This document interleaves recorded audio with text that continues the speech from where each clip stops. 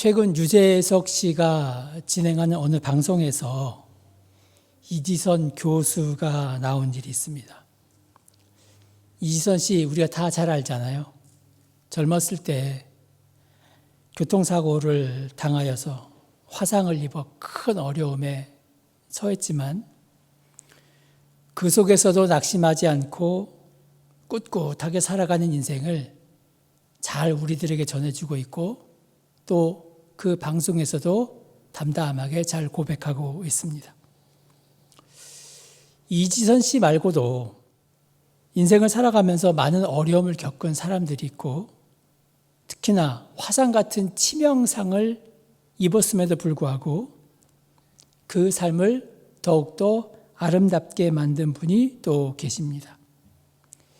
2006년도에 돌아가신 최규철 선생님 또한 그렇습니다. 최규철 선생님은 함경도 함흥에서 농촌 운동을 하시는 목사님의 아들로 태어났습니다. 그리고 어렸을 때부터 아버지를 따라서 나도 커서 농촌 운동을 위해서 헌신하리라 이런 다짐을 하였습니다. 6.25 때 홀로 서울로 내려와서요. 처음에는 길거리에서 그리고 이후에는 천막교회 한쪽 귀퉁이에서 새울잠을 자며 공부해서 서울시립농업대, 지금 서울시립대학교가 되었는데 거기에서 수의학과에 들어갔습니다. 졸업 후에 덴마크에 유학을 다녀온 후에 1961년 충남 홍성에 있는 풀무학교에서 교사직을 시작했습니다. 그리고 당시 부산 보건병원장이었던 장기려 박사와 함께 우리나라에서 청십자라는 최초 민간 의료조합을 설립하셨습니다. 그리고 1975년에 사랑의 장기기증운동본부, 그리고 1986년에 경기도 가평에 있는 두밀리 자연학교를 설립하셨습니다.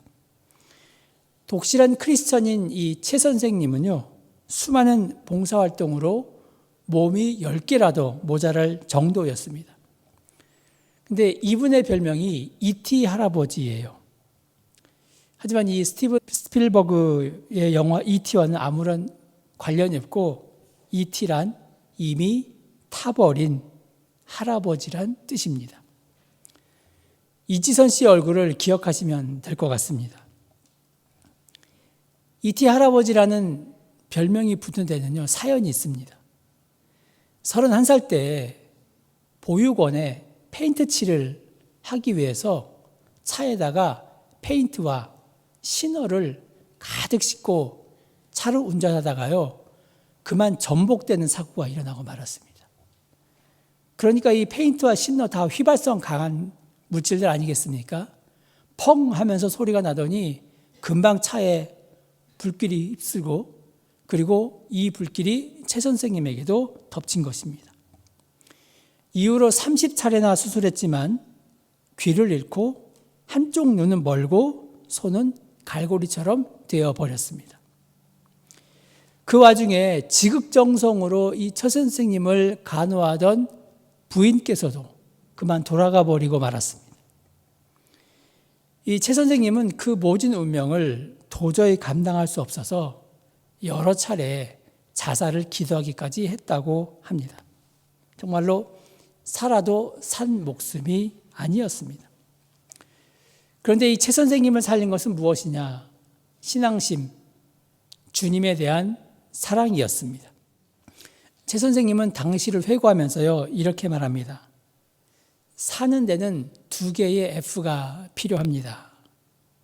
하나는 forget, 그리고 또 하나는 forgive입니다. 사고 난 다음에 그 고통을 잊지 않았다면 난 지금처럼 살지 못했을 것입니다. 잊고 비워내야 그 자리에 또 새로운 것을 채울 수 있습니다. 또 이미 지난 일에 누구 잘못을 탓할 것이 있겠습니까? 용서해야 나도 용서받을 수 있습니다. 최규철 선생님은 두밀리 자연학교 교장으로 봉직하다가 2006년 12월 13일에 하나님 품으로 돌아가셨습니다. forgive로 과거의 삶과 고통을 태워버린 E.T. 할아버지는 하나님 보시기에 가장 아름다운 신앙인 중에 한 명입니다. 우리의 삶을 의미 있게 보내는 데 필요한 것이 있습니다. 그것은 지금까지 살아온 자신의 인생을요, 있는 그대로 받아들이고 그 삶이 어떤 것이냐에 관계없이 긍지, 애정, 그리고 보람을 가지고 바라보는 긍정적인 태도입니다. 이지선 씨 얘기를 좀 들어보니까요, 그 방송에 나온 자신에게 닥친 불행을 더 이상 불행이라고 여기지 않고 긍정적으로 자신을 바라보고 있었습니다. 사고를 당했다 그렇게 말하지 않고 사고를 만났다 이렇게 표현을 하더라고요. 이것을 에릭센이란 학자는요, 자합통합성이라는 말을 했습니다. 이것은 무엇이냐면 인생 말년에 자신의 삶을 돌아보면서 이만하면 만족한다. 나 후회 없이 산 것 같다. 이제 죽어도 여한이 없다. 이런 확신을 지닌 분이 바로 자아통합성을 이룬 분입니다. 지금까지 삶을 부정적으로 바라보지 않고 긍정적으로 바라보면서 하나님께서 나를 여기까지 인도하셨기 때문에 내가 지금까지 살 수 있었다라고 고백하는 것, 이것이 바로 자아통합성입니다. 그리고 자아통합성을 이루었을 때 삶의 의미를 찾았다고 이야기할 수 있습니다. 결국 사람의 인생을 완성시키는 것은요, 긍정적인 관점에서 바라보는 용서와 사랑, 이렇게 이야기할 수 있습니다. 오늘 말씀은 요셉이 애굽의 국무총리가 되어 나라를 다스리게 될 때의 일입니다. 애굽과 그 주변 국가에 2년째 흉년이 들었지만 하나님이 함께한 요셉은 앞날을 내다보는 지혜가 있었기 때문에 미리 대비해서 흉년을 오히려 기회로 삼았습니다. 그러던 어느 날 자기 형들이 곡식을 사러 왔습니다. 그때 요셉의 마음은 어땠을까요? 예전에는 힘이 없어 속수무책으로 당했는데 이제는 상황이 다릅니다. 이 칼자루는 요셉이 쥐고 있습니다. 우리 생각으로는 통쾌하게 복수해도 시원치 않을 것 같은데 오늘 말씀에 나오는 요셉은 형들이 과거 자신에게 했던 일을 잊고 그들을 용서하는 모습을 보여줍니다. 자, 5절입니다. 당신들이 나를 이곳에 팔았다고 해서 근심하지 마소서, 한탄하지 마소서. 하나님이 생명을 구원하시려고 나를 당신들보다 먼저 보내셨나이다. 그런데 왜 요셉이 용서했을까요? 우리는 삶을요, 자기중심적으로 살아가고 자기 위주로 생각합니다. 이런 삶은 필연적으로 내가 얼마나 많은 고통을 당했던가 이런 생각을 하며 살아갑니다. 하지만 요셉은 그렇지 않습니다. 그 자기가 받은 상처 중심으로 생각하지 않고 하나님 섭리 중심으로 생각하고 있습니다. 자, 5절, 8절 다시 보면요.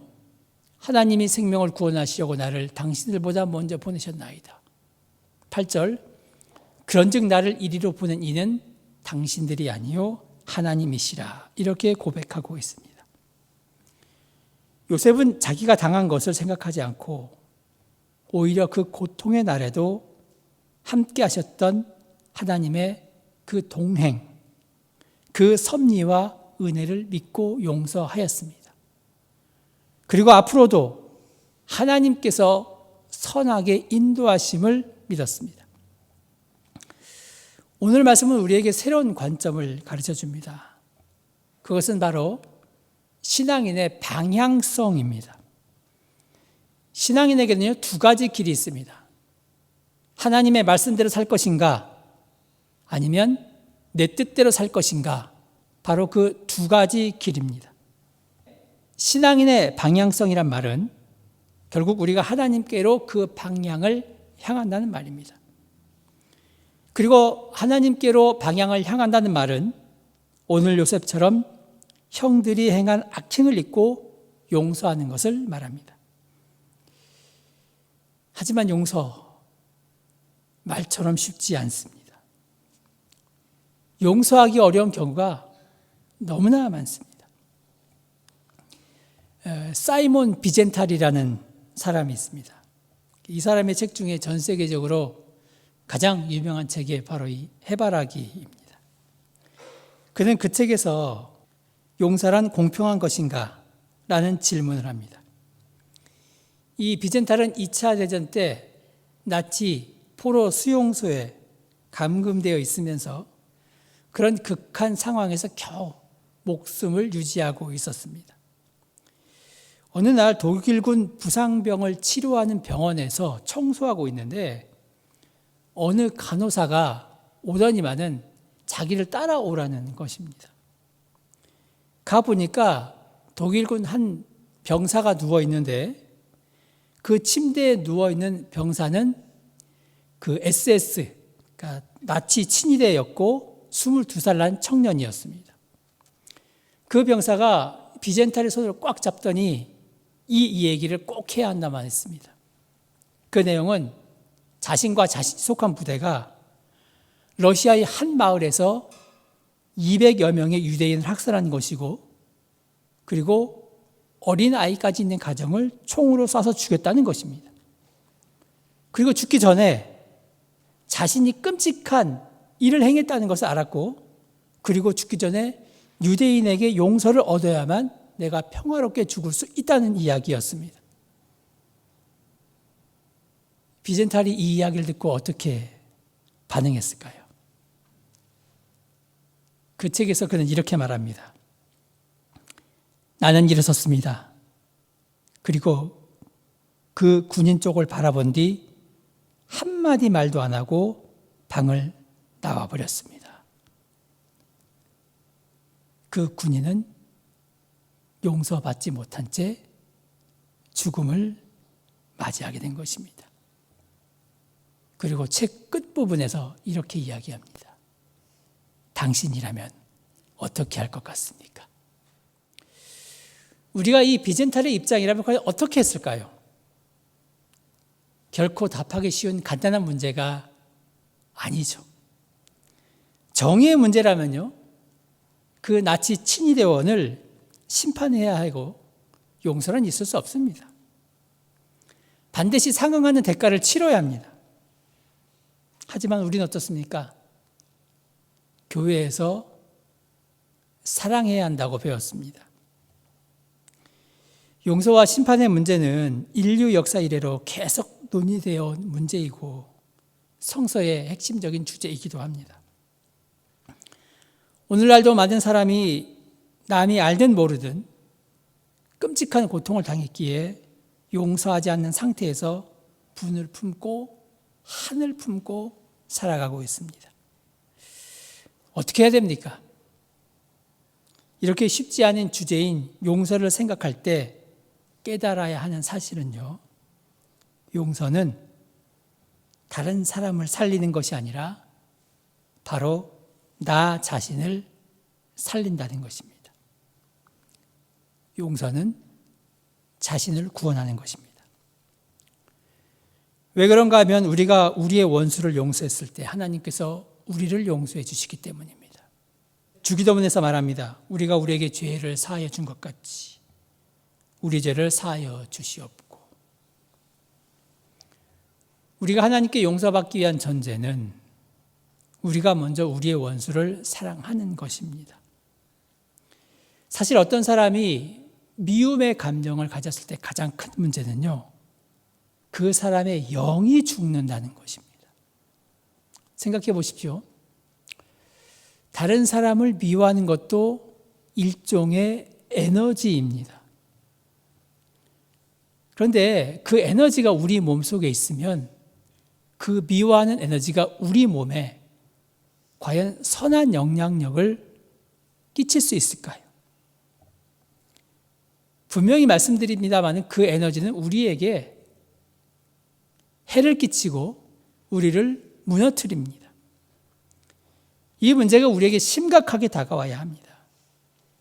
다른 사람을 미워하고 그 사람을 볼 때마다 화가 치밀어 오르고 다른 사람에게 그 사람을 비방하는 것은 곧 자신의 영을 죽이는 행위입니다.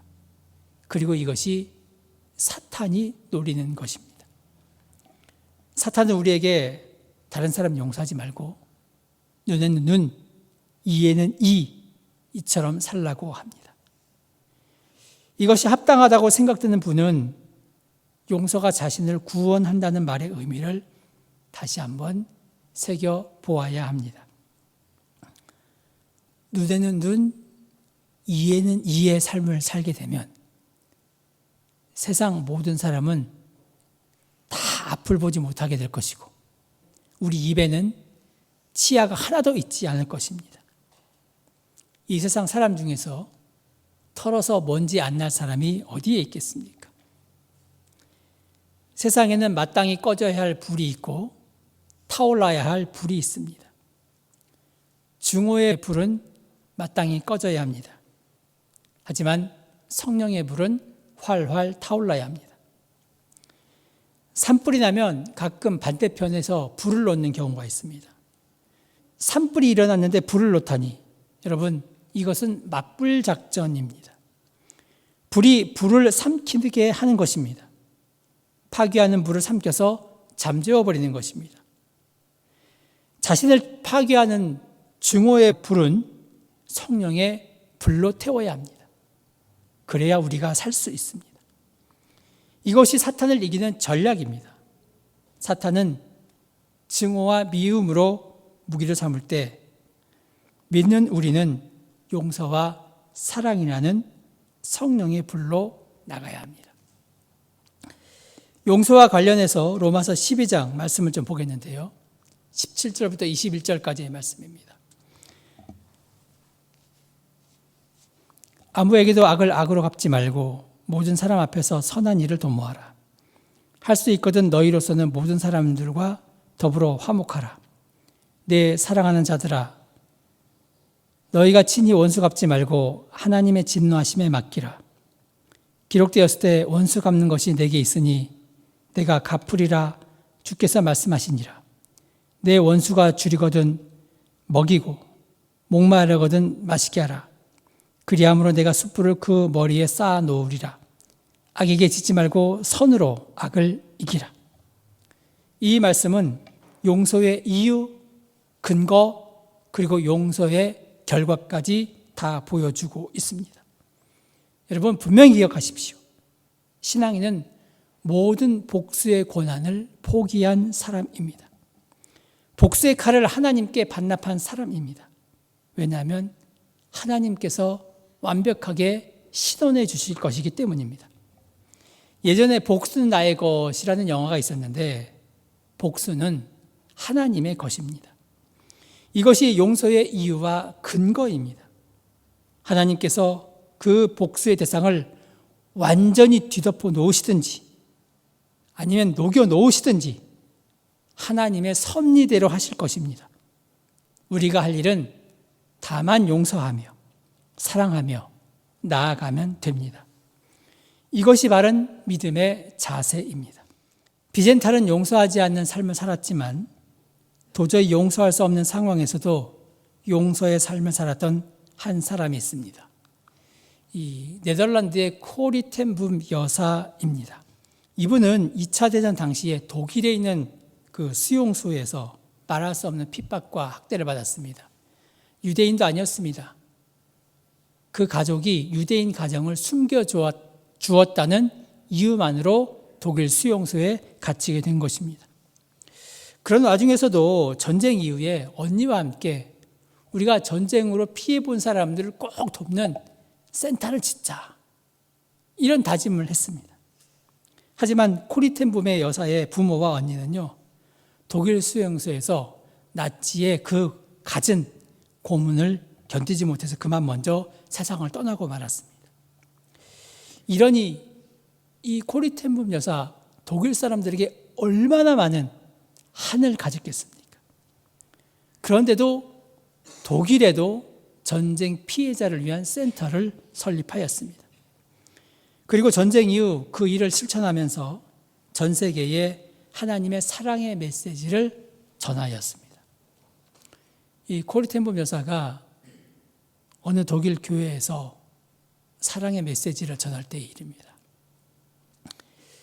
설교가 끝나고요, 많은 사람이 이 코리 텐 붐 여사와 인사하기 위해서 기다리는데, 이 코리 텐 붐 여사가 사람들 한 명씩 인사하면서 사람들을 쳐다보다가 저 뒤에 보니까 독일 수용소에서 자신의 부모와 언니를 고문한, 죽게 만든 그 남자가 떡하니 서 있고 인사하기 위해서 다가오는 것입니다. 코리 텐 붐 여사가 그날 일기장에 이렇게 적었습니다. 그 순간 내 심장은 얼어붙는 것 같았다. 나는 한마디로 하나님, 저 인간만은 용서할 수 없습니다 라고 말했다. 이것이 코리 텐 붐 여사의 마음이었습니다. 그러나 용서와 사랑을 외치고 있던 이 코리 텐 붐 여사의 앞을 향해서 자기에게 결정적인 피해를 줬던 그 악마 같은 사람은 한 발 한 발 다가오고 있었습니다. 그때 하나님은 계속해서 코리 텐 붐 여사에게 마음속으로 이렇게 말씀하십니다. 용서하거라. 하나님, 저 인간만은 안 됩니다. 용서하거라. 못합니다. 이렇게 내적 싸움을 한 동안에 그 원수 같은 사람이 바로 자기 눈앞에 다가왔습니다. 그런데 그 순간 코리 텐 붐 여사의 마음속에 번개같이 스치는 생각이 하나 있었다고 합니다. 그것은 바로 하나님의 음성이었는데, 나는 내가 저 사람을 용서할 수 있느냐 없느냐를 묻고 있는 것이 아니라 용서하겠냐 안 하겠냐를 묻고 있는 것이다. 용서하라는 것은 명령인데 내 명령 앞에 순종하겠느냐 안 하겠느냐, 이 사랑의 문제가 순종의 문제로 바뀌어버리고 말았습니다. 코리 텐 붐 여사는 자기 일기장에 그날 이렇게 기록했습니다. 나는 그때 그 사람을 용서하고 싶은 마음이 조금도 없었지만 용서해야만 한다는 주님의 명령이 내 마음속에 깨달아지는 순간 하나님 명령이라면 할 수 없지요. 그러면 용서해야지요 라고 생각했다. 그래서 나는 용서하고자 하는 마음과 느낌 없이 다만 하나님의 명령에 순종하기 위해서 손을 내밀었다. 자, 계속 일기가 이어집니다. 그런데 이상한 일은 내가 하나님의 명령에 순종하여 손을 내밀어 그를 안는 순간 주께서 내 마음속에 그를 진심으로 용서할 수 있는 마음을 부어주셨다는 것이다. 그러면서 코리 텐 붐 여사는 그 일기장의 마지막에 이런 인상 깊은 글을 썼습니다. 다 같이 한번 읽어볼까요? 시작. 명령을 수행할 수 있는 능력은 성령에 의지한 순종을 통해서만 가능하다. 우리는 사랑할 수 없다고 말합니다. 우리는 용서할 수 없다고 말합니다. 그러나 참으로 하나님의 명령에 순종하여 사랑하고 용서하기로 결심하면 내가 용서하는 것이 아니라 하나님께서 우리에게 사랑할 수 있는 능력과 용서할 수 있는 능력을 성령을 통해서 우리에게 주신다는 것을 우리는 믿어야 합니다. 사실 어쩌면요, 시련의 순간보다 그 시련을 주었던 이를 용서하는 순간이 더 힘들지 모릅니다. 그러나 용서는 감정이 아니라 의지적인 결단입니다. 하나님의 사랑과 용서를 기억하며 아직 용서하지 못한 이들이 있다고 한다면 여러분, 우리는 그들을 용서하기로 지금 이 순간 결단해야 합니다. 사이먼 비젠탈이 예수 그리스도를 믿었다면 과연 어떻게 했을까요? 고통을 생각하면 죽이고 싶었겠지만 자기 죄도 아닌 많은 사람의 죄를 걸머쥐고도 묵묵히 십자가를 지신 예수의 사랑을 생각하면서 그 독일군 병사를 용서할 수 있었을 것입니다. 이 사람이 정말로 예수를 믿었다면 말이죠. 사랑하는 여러분, 죄 많은 과거, 아픈 상처 이제 잊기로 합시다. 하나님의 은혜만을 생각합시다. 하나님이 돌보셨기에 지금 우리는 이 자리에 서 있습니다. 하나님의 섭리를 믿고 그저 그 말씀에 순종하며 나아갑시다. 하나님의 섭리가 요셉에게 임했고 그 섭리에 순종했던 요셉의 결단이 우리 모두에게 있기를 바랍니다. 깨닫는 순간 변명하지 말고 편법 쓰지 말고 은폐하지 말고 두 손을 온전히 들고 주 앞에 나와서 결단함으로 예수께서 가신 그 길을 걸어가시기 바랍니다. 그리하여서 참 믿음의 사람에게 쏟아부으시는 은혜와 복을 마음껏 누리는 저와 여러분이 되기를 간절히 소망합니다.